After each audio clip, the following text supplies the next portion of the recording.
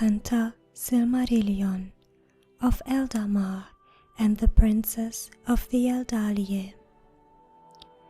In time, the hosts of the Vanya and the Noldor came to the last western shores of the Hitherlands.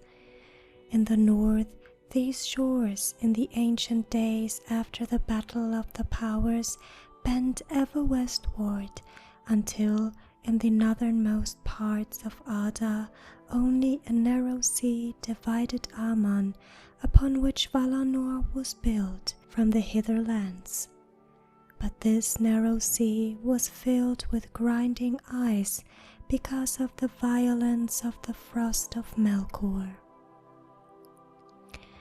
Therefore Orome did not lead the hosts of the Eldalie into the far north, but brought them to the fair lands about the river Tirion, that afterwards were named Beleriand, and from those shores whence first the Eldar looked in fear and wonder on the sea, there stretched an ocean, wide and dark and deep, between them and the mountains of Aman.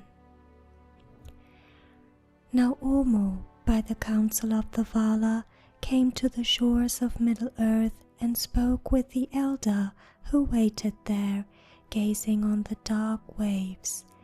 And because of his words and the music which he made for them in his horns of shell, their fear of the sea was turned rather to desire.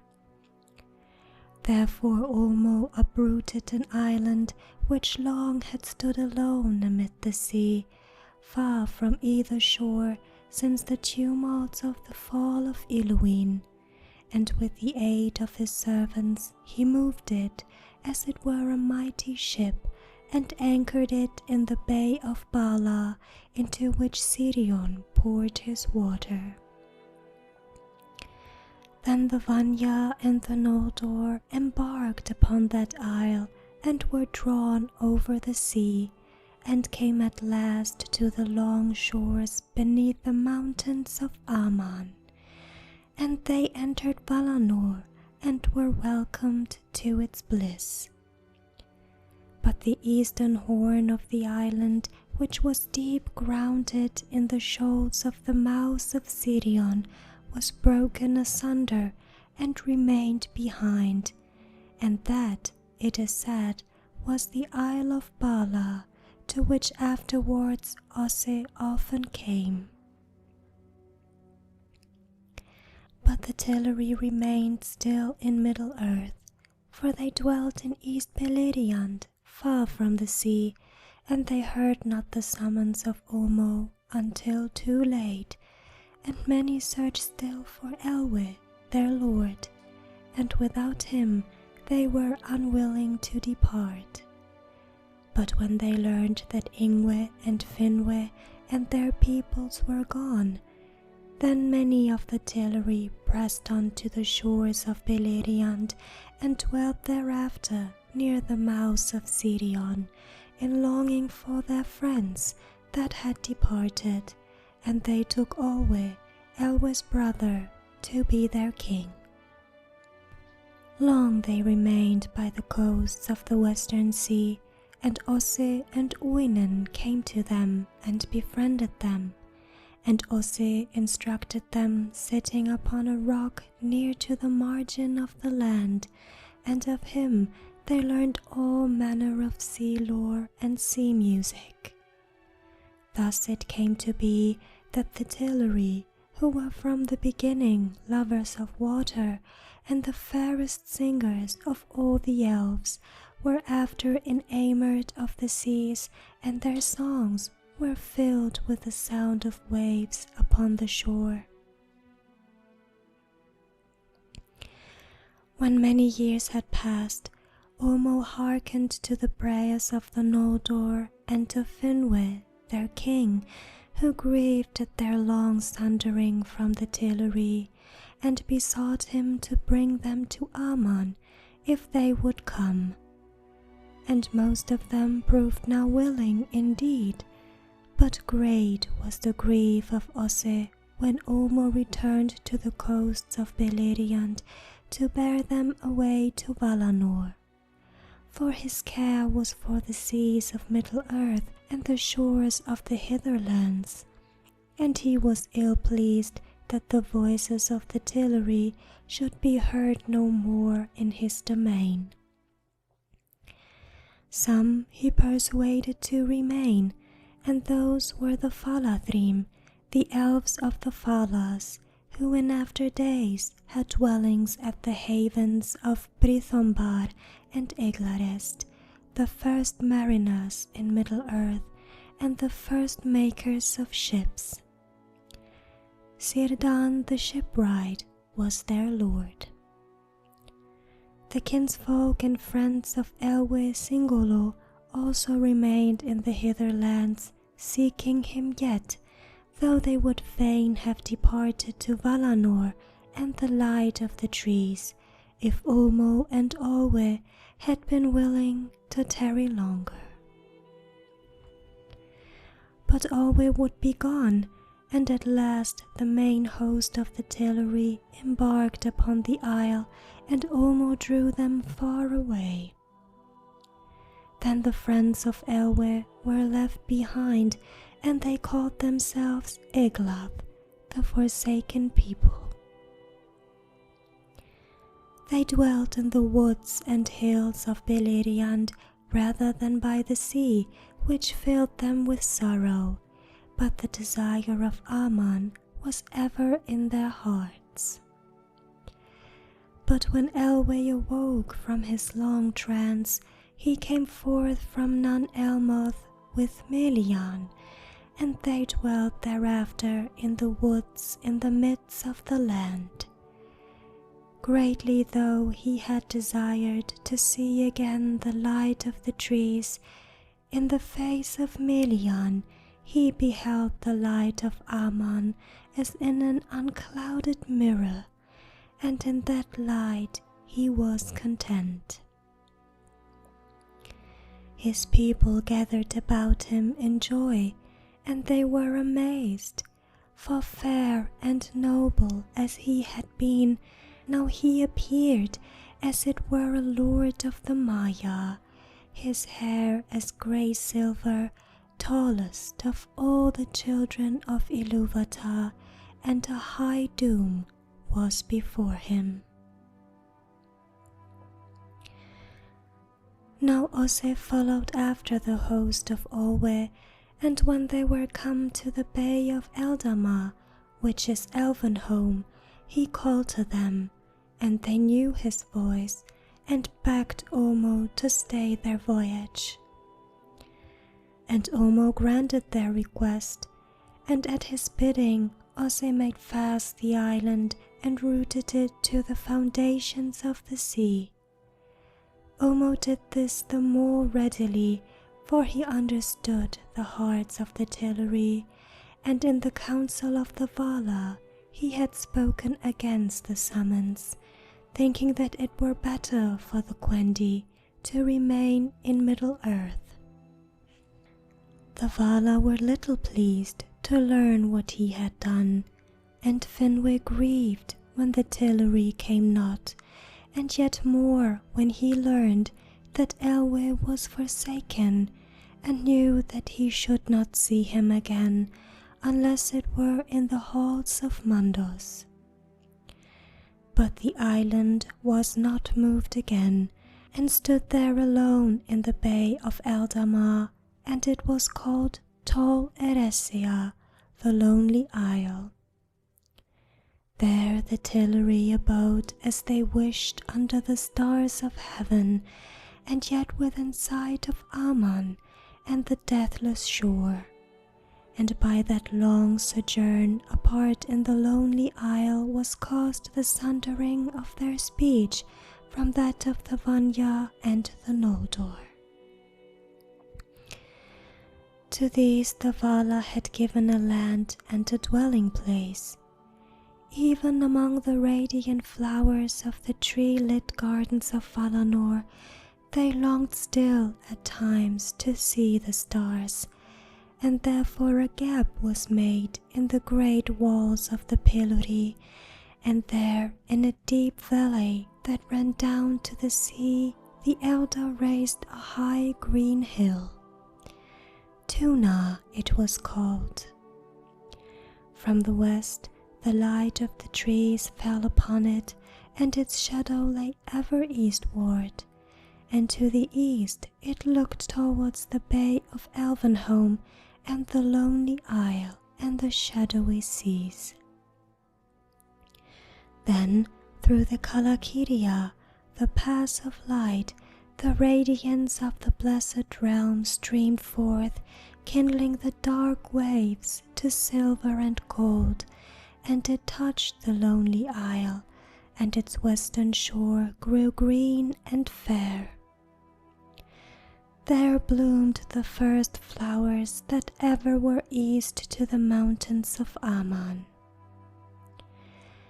Upon the crown of Tuna, the city of the elves was built. The white walls and terraces of Tirion, and the highest of the towers of that city was the Tower of Ingwe, Mindon Eldalieva, whose silver lamp shone far out into the mists of the sea.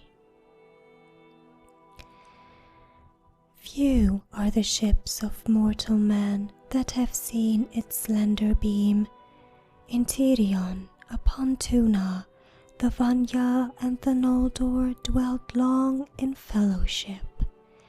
And since of all things in Valinor they loved most the White Tree, Yavanna made for them a tree like to a lesser image of Telperion, save that it did not give light of its own being.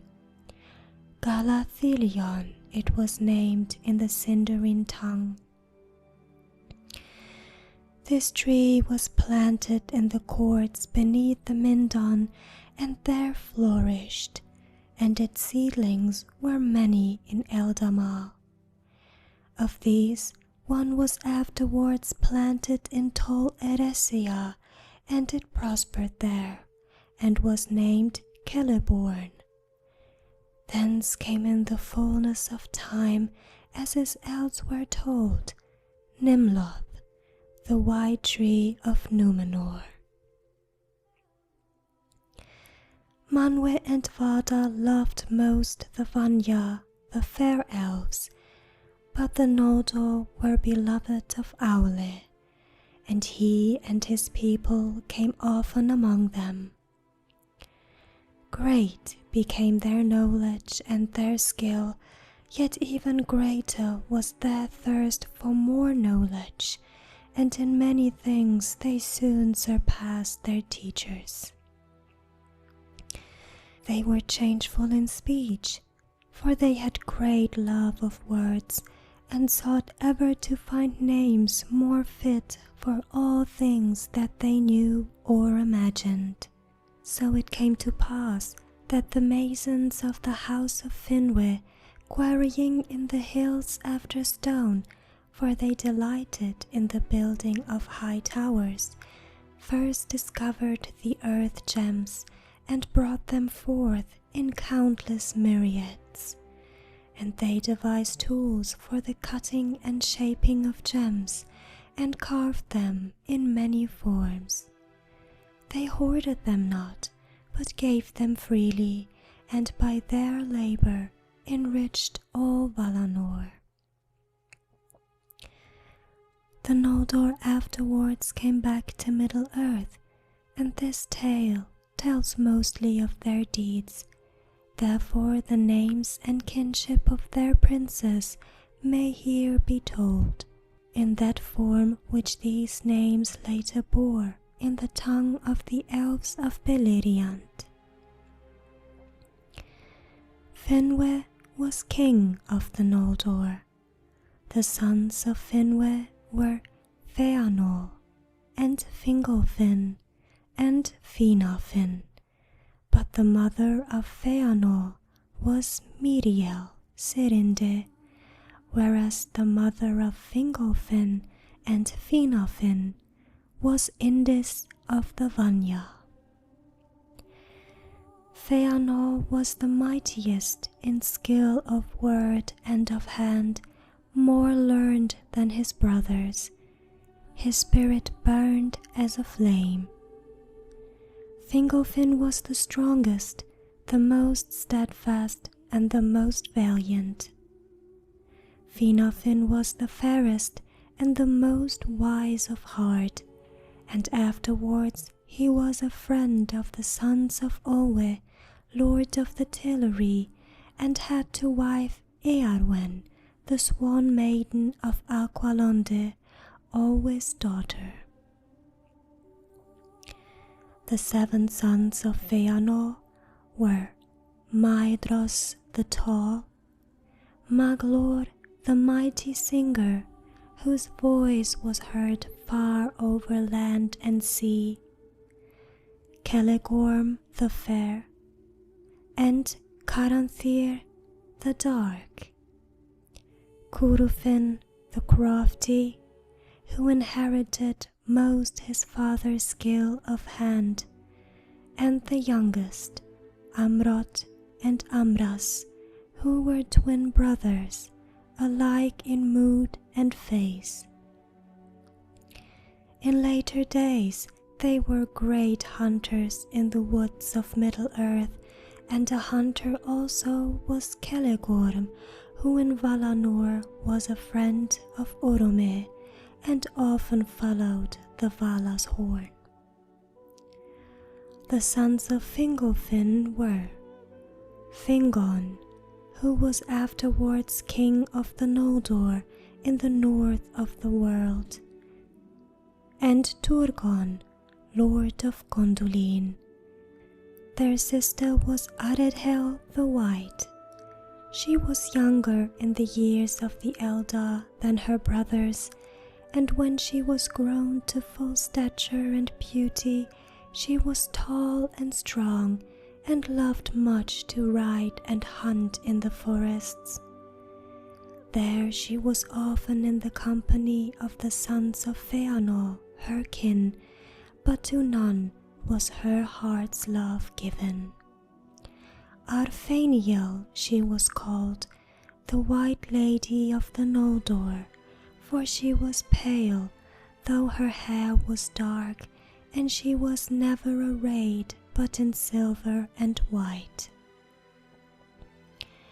The sons of Finarfin were Finrod the Faithful, who was afterwards named Filegond, Lord of Caves, Orodreth, Angrot, and Aegnor. These 4 were as close in friendship with the sons of Fingolfin as though they were all brothers. A sister they had, Galadriel, most beautiful of all the house of Finwe. Her hair was lit with gold, as though it had caught in a mesh the radiance of Laurelin.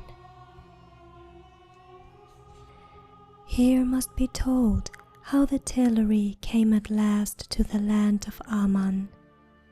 Through a long age they dwelt in Tol Eressëa, but slowly their hearts were changed and were drawn towards the light that flowed out over the sea to the lonely isle.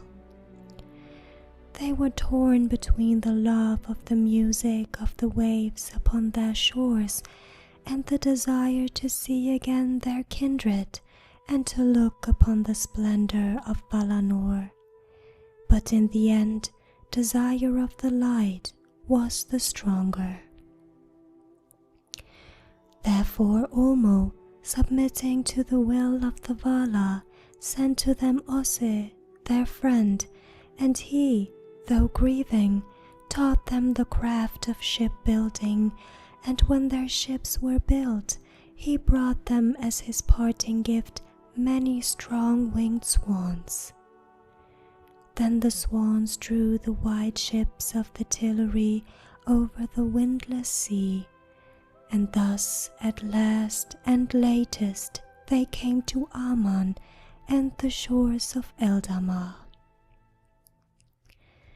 There they dwelt, and if they wished, they could see the light of the trees, and could tread the golden streets of Valmar and the crystal stairs of Tirion upon Tuna, the green hill. But most of all, they sailed in their swift ships on the waters of the Bay of Elvenhome, or walked in the waves upon the shore with their hair gleaming in the light beyond the hill. Many jewels the Noldor gave them, opals and diamonds and pale crystals, which they strewed upon the shores and scattered in the pools.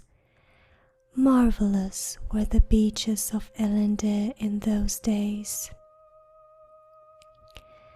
And many pearls they won for themselves from the sea, and their halls were of pearl, and of pearl were the mansions of Elwë at Aqualonde, the haven of the swans, lit with many lamps.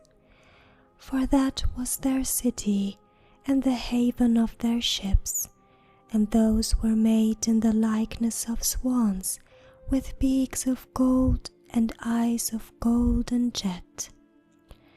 The gate of the harbour was an arch of living rock sea-carved, and it lay upon the confines of Eldamar, north of the Calakiria, where the light of the stars was bright and clear. As the ages passed, the Vanya grew to love the land of the Vala and the full light of the trees, and they forsook the city of Tirion upon Tuna, and dwelt thereafter upon the mountain of Manwë, or about the plains and woods of Valinor, and became sundered from the Noldor. But the memory of Middle-earth under the stars remained in the hearts of the Noldor, and they abode in the Calakiria, and in the hills and valleys within sound of the western sea. And though many of them went often about the land of the Vala, making far journeys in search of the secrets of land and water and all living things, yet the peoples of Tuna and Aqualonde drew together in those days. Finwe was king in Tirion, and Elwë in Aqualonde, but Ingwe was ever held the high king of all the elves. He abode thereafter at the feet of Manwë upon Tanicatil. Fëanor and his sons abode seldom in one place for long, but travelled far and wide upon the confines of Valinor, going even to the borders of the dark and the cold shores of the outer sea, seeking the unknown. Often they were guests in the halls of Eldalie, but Celegorm went rather to the house of Orome, and there he got great knowledge of birds and beasts, and all their tongues he knew. For all living things that are or have been in the kingdom of Ada, save only the fell and evil creatures of Melkor, lived then in the land of Aman, and there also were many other creatures that have not been seen upon Middle-earth, and perhaps never now shall be, since the fashion of the world was changed.